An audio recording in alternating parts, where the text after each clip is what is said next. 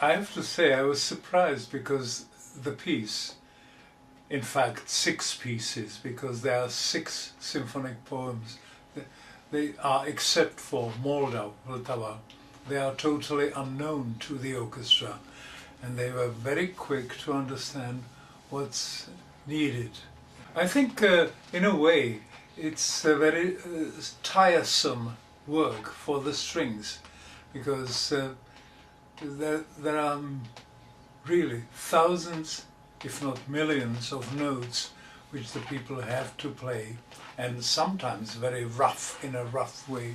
So it's physically very demanding, and when you repeat some moments which is necessary, so you tire the orchestra. So I'm trying to balance the necessity and give some music, some pleasure of music to the orchestra. I was conducting this piece all over the world.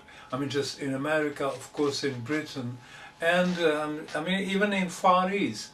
And the audience always accepted this piece surprisingly well. I don't know why, because it's so a nationalist thing. It's very Czech, but obviously it has some further reach to the public. They go for it.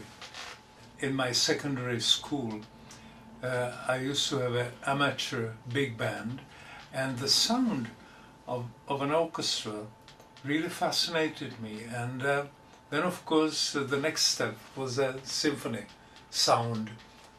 So I went to the Academy of Musical Arts, and I simply studied and studied and studied. And then I went for this symphonic